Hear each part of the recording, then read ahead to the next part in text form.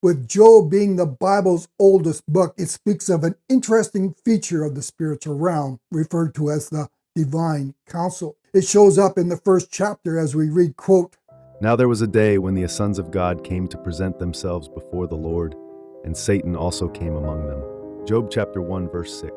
This is literally a conclave or meeting of spiritual beings or angels. What is even more curious is that at this point, Satan, the accuser, is also part of this great council. We find several references to this divine council throughout the Old Testament. It is described as the council or assembly of the holy ones in Psalm chapter 89, verses 5 to 7. God is described as taking his place as head of the divine council or assembly in Psalm chapter 82, verse 1. So, what is the purpose of the divine council? We have a few hints. We are told that the sons of God or angels presented themselves before the Lord. The Hebrew word yatsab, translated present, is used in Deuteronomy 31, verse 14, where we are told that Jehovah asked Moses and Joshua to present themselves before the Lord in the tabernacle so God could give Joshua a charge.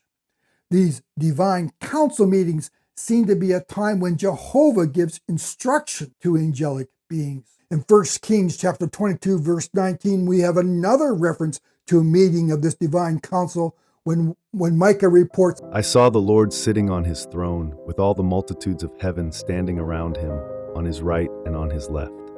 At this conclave, Micah reports that angelic beings actually gave suggestions on how they could accomplish a particular task that God wanted done. Then one of the angels actually stepped forward and volunteered to do it.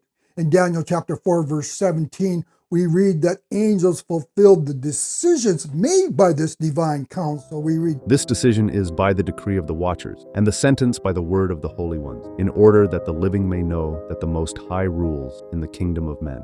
In this instance, the angels relayed to Daniel via a dream the judgment that had come down against the Babylonian king Nebuchadnezzar by the angels or watchers in the divine council. While God is all-knowing and all-powerful, the Lord gives angelic beings decision-making responsibilities and tasks. While the book of Job suggests that Satan was initially part of this divine council, this access seems to have ended at the birth of Christ when Satan tried to assassinate Jesus. At this point, there was a great war in heaven, and Michael and godly angels drove Satan and a third of the fallen angels out of the heavenly realm.